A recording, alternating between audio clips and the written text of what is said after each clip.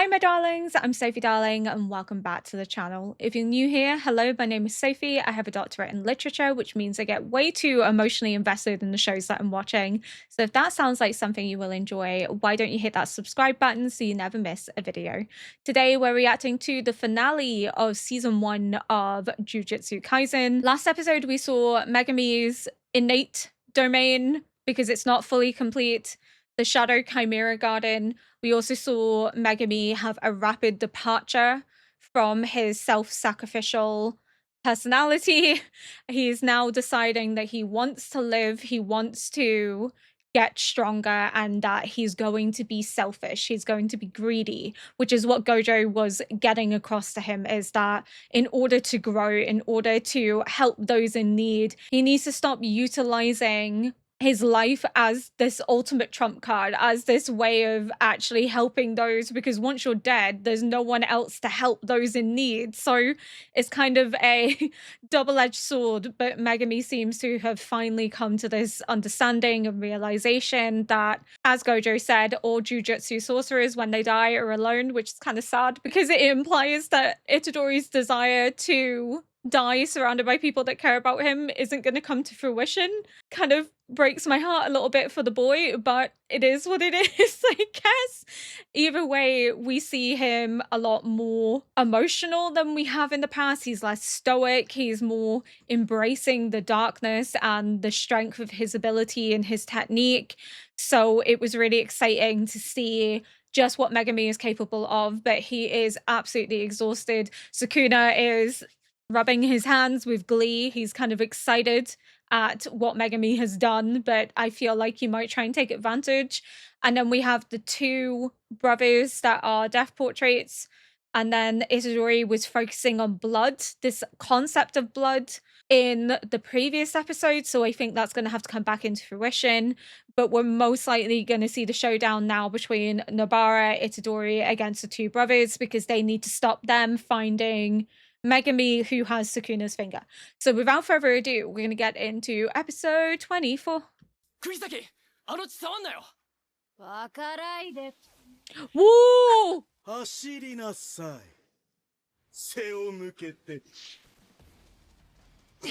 Okay, so the blood is like disintegrating what it touches.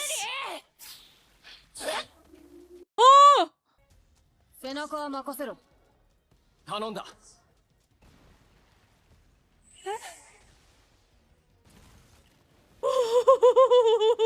It's like, I've got your back, and he's like, zoom. He's a fast boy.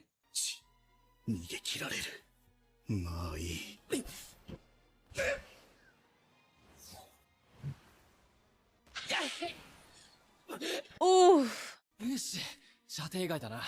Yeah, but Megami. Ooh!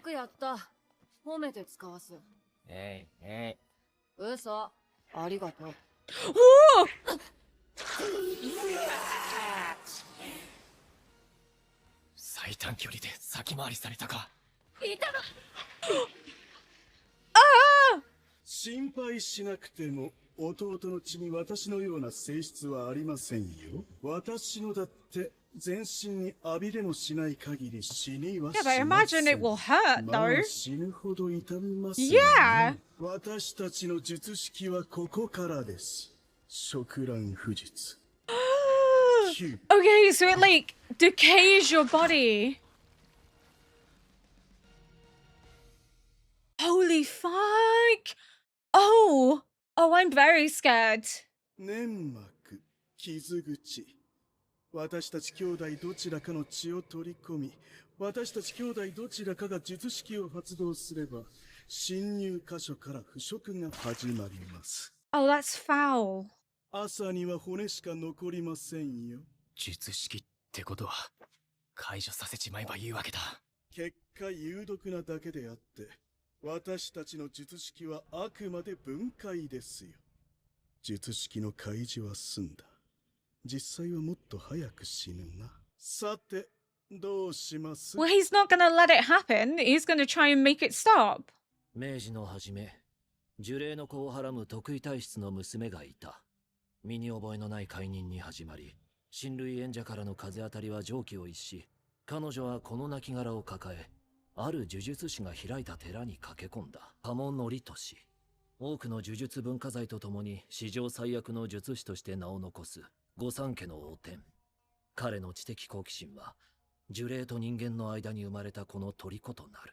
Sorry, this is so much information. The most vile of sorcerers was captivated by the possibility of a child born of a human and a cursed spirit. So basically, he was intent on discovering that as a possibility, which we know because that girl ended up having a baby. So the cursed wombs, right? Are the cursed wombs then the children that she bore, or they're children born of a human and a cursed spirit that were maybe confiscated from him, that were like maybe experimental? 九度の解任、九度の堕胎。それらがどのように行われ、その後彼女がどうなってしまったのか。 Oh, 一切の記録は wow. 破棄されている。受胎育相図1番から3番。特級に分類されるほどの呪物。その呪力の起源は母の恨みか。それと。 Okay, so 9 times he impregnated her, 9 times he aborted her. So then if that was 9 times and the death portraits are connected to her womb, right? Then that's only 3. Where's the rest? Unless not everything was a successful experiment. Okay, interesting. This raises so many questions though. So it's essentially saying these death portraits are connected to this woman that could give birth to a child born of a cursed spirit and a human. So there is the potentiality of them existing. But if they can become almost reanimated through a vessel, right? I was about to say something quite stupid. I don't know if I'm thinking too much on it. So essentially, a child born of a human and a cursed spirit, the death wombs are connected that way. They use a vessel to essentially become reanimated, to be activated. But could it work the other way around? That you could essentially create a vessel from a child born of this union, right? Maybe? I think that's how my brain's trying to make it make sense, because we don't know anything, right, about Itadori's parents. All we know is that Itadori is a vessel that somehow works with Sukuna, that somehow is connected. But Sukuna didn't pick Itadori. Sukuna picks his vessels, didn't pick Itadori. So how that connection works, I don't know. So what is the connection? How was Itadori a vessel? And in my mind, if we're learning that cursed spirits and humans can suddenly have babies, could Itadori be something similar? That Itadori was born to contain Sukuna? Because it's awfully fucking weird that he suddenly has the ability to do it, right? Like, that's what I'm finding so bizarre. How he can just do it. Because Sukuna didn't pick him. So how is he able to? So it has to be somehow connected. I feel like they're dropping little hints that Itadori doesn't know his parents because Itadori wasn't born naturally, that Itadori was maybe born abnormally. And I think that has to be it, is that Itadori is something similar to the Curse Wombs, that he's like artificially created somehow, that he was designed to be a vessel for Sukuna, that was the whole point of him. But then how can he survive consuming the finger if Sukuna didn't pick him, is the biggest question. But then also, Itadori had really strong abilities from the get-go, even before he consumed that finger. Okay. I'm just thinking, because we've been shown that cursed spirits gain strength from eating Sukuna's fingers, right? But Itadori already had strength and speed before he ate the finger. So, like, that wouldn't make sense, because that was the first finger he ate. I was going to say, like, what if he actually has already consumed a finger before this one without knowing? Because it would kind of make sense as to why he's able to survive eating Sukuna's finger in the first place if he's already got one inside of him. Because then they're kind of communicating with each other, as we've already seen. So, like, that would prevent him from getting poisoned, because it kind of counteracts each other. So even though Sukuna doesn't pick him as a vessel, he's still trapped within Itadori, because perhaps that wasn't the first finger that Itadori has inside of him. Because they keep focusing on this idea of fingers being consumed, that it gains strength and abilities, but these abilities Itadori already had. So how did he already have them?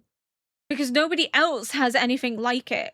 I don't know. I'm not really making any sense to myself. At this point, I don't think I'm making sense to any of you. That's fine. I'm just kind of rambling and trying to make it make sense. But essentially, I think there's more to Itadori than we know, and the fact that we don't know his parents is weird, and the fact that we're now learning that it's possible to have children that are born from humans and cursed spirits. I think that has to connect to Itadori somehow, that Itadori was maybe born of a similar union, or even the same union, I don't know, in order to contain Sukuna, but then how Sukuna wasn't able to poison him also doesn't quite make sense, unless you think of it as maybe Itadori having a finger already inside of him in order to counteract any attempt to poison him when he does consume a finger. Does that even make sense? I don't know if that makes sense. But this constant focus on like her spirits eating fingers, and the fact that Itadori wasn't chosen by Sukuna, so therefore should have died.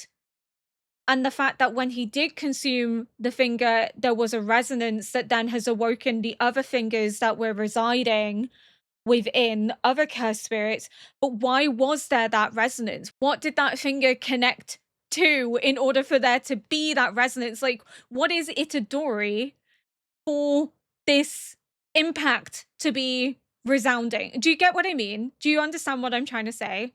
I don't think I understand what I'm trying to say. I'm trying to make it make sense in my head. So it's either he was born specifically designed to contain Sukuna, or he's already consumed a finger without knowing he's consumed a finger, and that technically wasn't the first finger he consumed, or it's both. Because something isn't making sense. Something's off here, massive. 母の記憶はない。人間にも術師にも特段恨みがあるわけではない。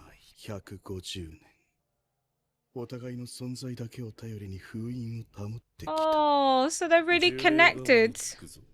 大丈夫かな。あいつらうさんくさいよ、兄さん。Is he the third? いいか弟たちよ。エソーはケチズのために、ケチズは俺のために。俺はエソーのために生きる。俺たちは三人で一つだ。兄弟のため、兄弟が望むのであれば、私はそれに準ずるのみ。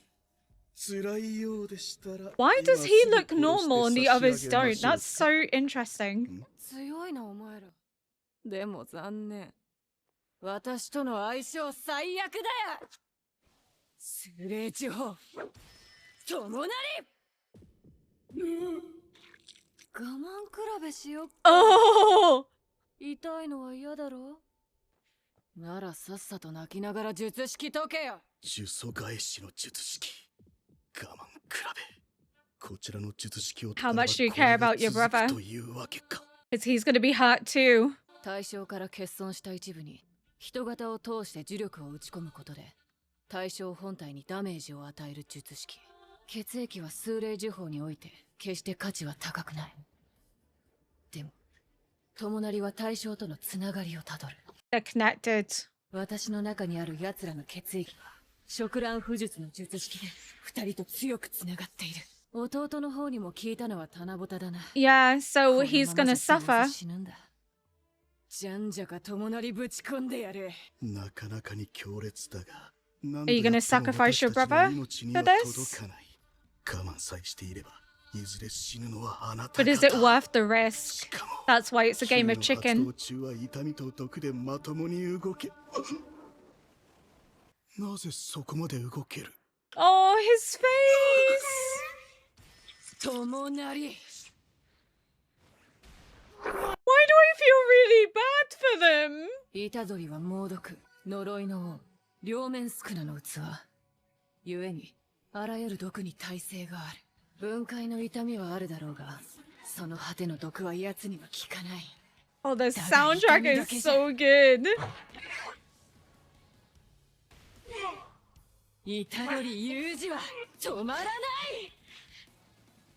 It really is chicken. It's like, release it or your brother's gonna die. うるせえな友達。 Ooh. いつでも動きを止められるとで Oh も my god, is she gonna die? おんでー術式を解くか Release 否か it. If you care about your brother, release it. だが今のあの女に弟を殺すだけの余力があ That's る the か whole point of chicken. Is it worth the 女に risk? 妨害されようと女が死ぬより先に私がこの男に殺されることはないだろう絶対に術式は So he's not gonna do it. 俺たちは3人で一つだ Oh. He released it!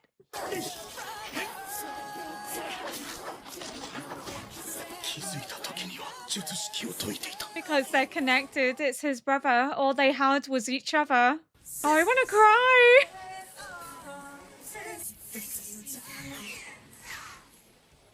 Oh my god, this is so fucking cool.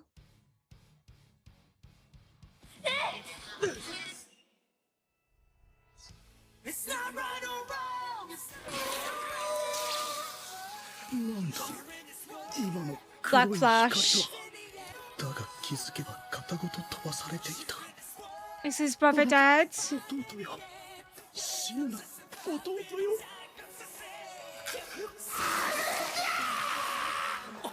まだこっちは見せてなかったわね。 Oh! かんざし。 I love that this makes you feel so conflicted. すぐに兄貴も送ってやるわ。俺たちは3人で一つだごめん兄さん私がついていながらこいつなんで消えない。まだ生きて。違う。呪霊じゃない。肉体があるんだ。 Yeah, because it's a human and a spirit. 沢村さんスピードを上げろブレーキを踏めば殺すお前もこいつも分かったな Did he just leave him behind? Oh, wait, no. Did he? 追うなよ呪術師この二人特にあの女は傷を癒し確実に殺す As revenge. すまんケチズ He did just leave him. だが必ず私が仇をくぐったけへかすな数霊呪法ともな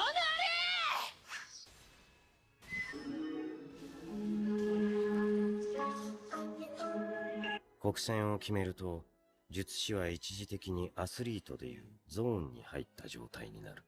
呪詛開始の術式ではなかったのか I haven't said a word this entire react. ごめん。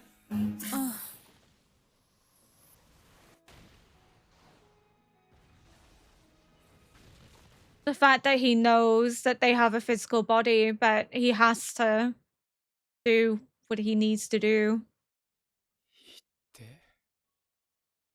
I think it hurt in more ways than one.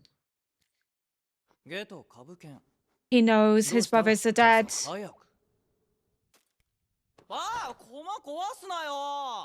弟が死んだ Oh, it's personal.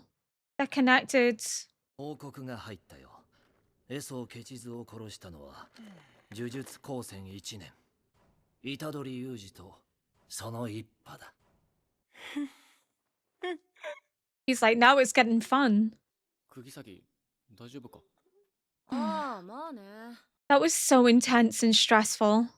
初めてなんじゃねえかと思って払ったんじゃなくて殺したの。あん Yeah. たは俺は前に一度、いやあれを一度っていうのはつるか。 But this was different. 私はぶっちゃけなんともない。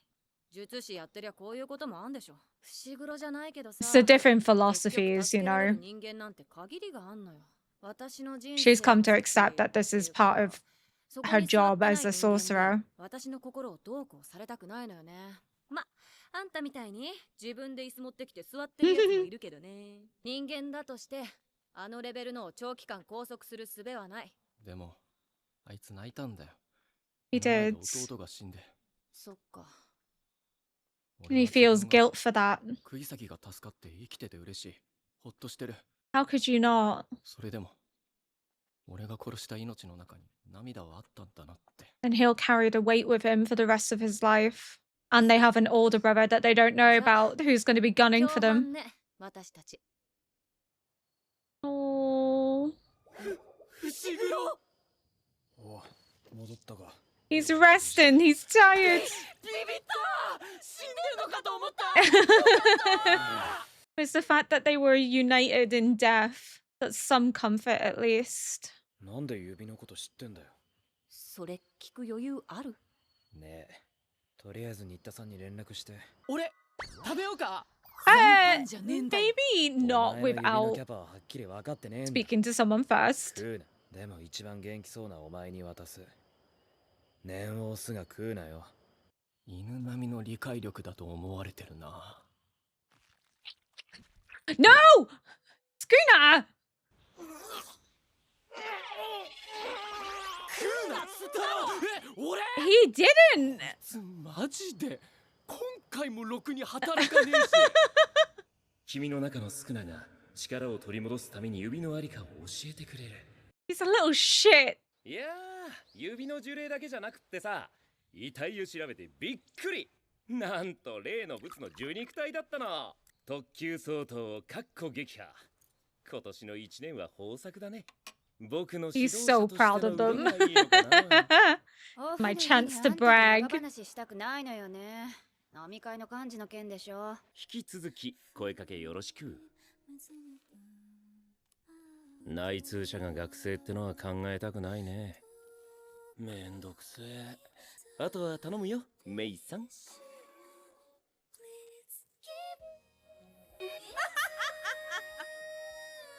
虎杖に共振の話はするな。虎杖、スクナの受肉はきっかけに過ぎない。八十八橋の自殺はいつ始まってもおかしくなかった。そもそも It just 指を飲み込 activated んだ it のは sooner. 俺を助けるためだ。でもあいつはそれで納得しねえだろ。He takes it personally, bless him. 言わねえよ。レディの気遣いなめんな。お前のせいだ。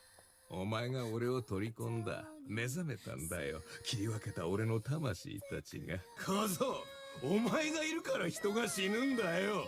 おい、それ伏黒に言うなよ。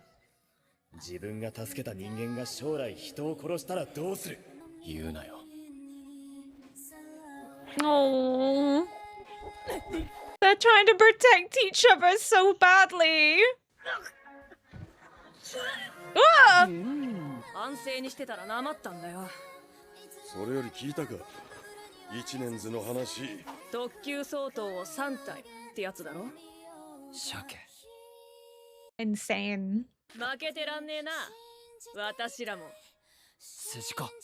おお。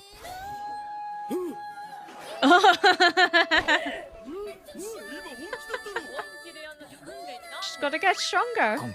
全員巻き、パンダ、伏黒めぐみ、釘崎野原、そしてマイブラザー虎杖裕二。My brother. 以上5名を東堂葵。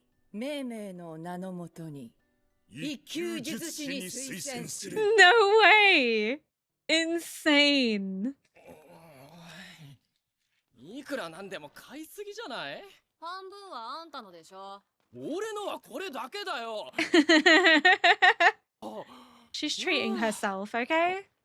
一個でも落としたら Oh. 殺すわよ。 That's it. Game over. 一個でも落としたら殺すって言ったら。 Like, I don't know them. Don't look at me. 伏黒です。はい。ええ、わかりました。では。 You sure you really want them to be first grades? 五条先生から来いってさ、任務らしい。それも極秘の。Ooh. 五条先生が極秘ってんだから。よっぽどだろ。割と言うだろ。しょっちゅう言ってるぞ。まあ、いっか。行こう。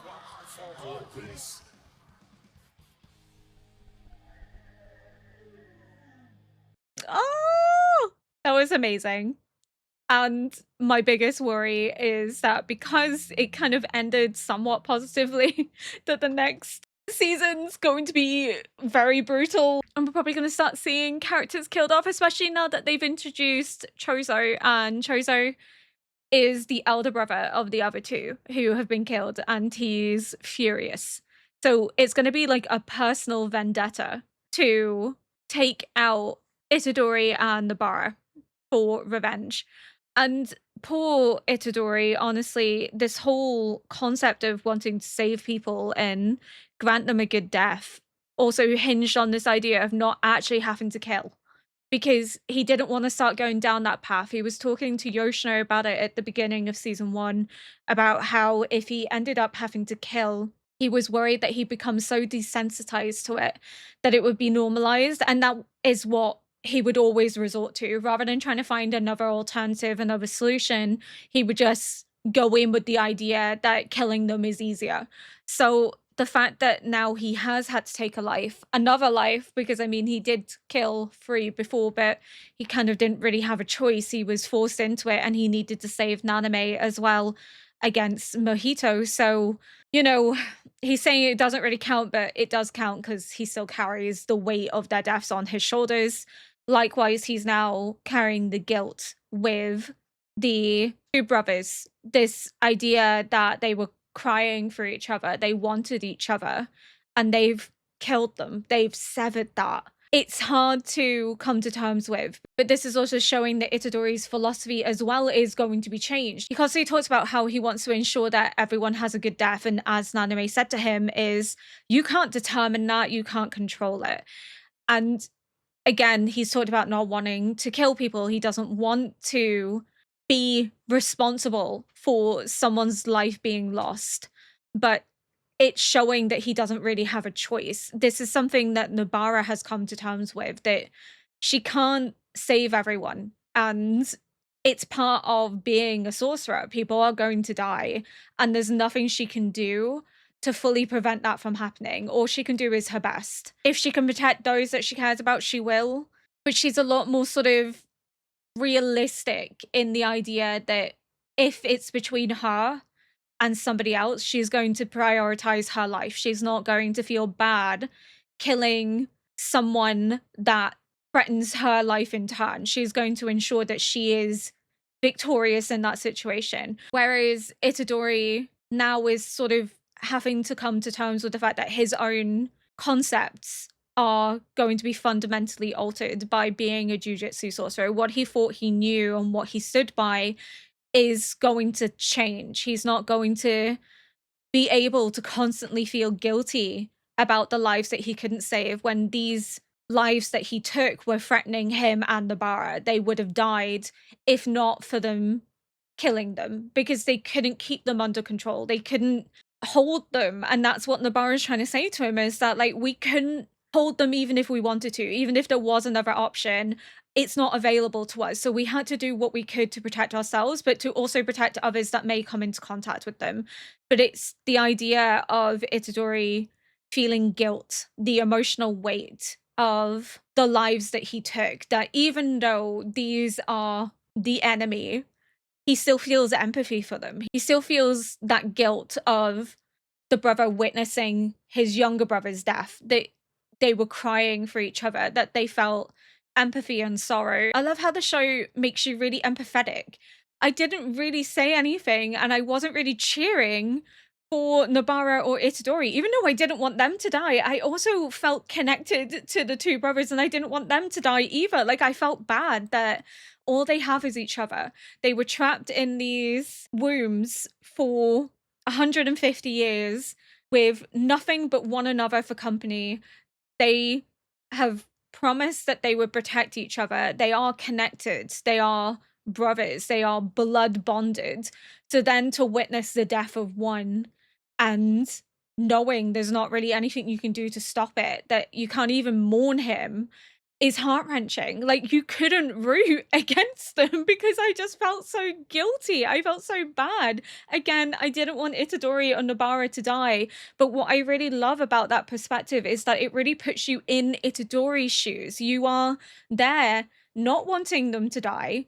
And likewise, Itadori doesn't want Nobara to die and doesn't want himself to die. But at the same time, you feel guilt over the deaths of the two brothers. You don't want them to die, but at the same time, you know there's no other option, there's no other alternative.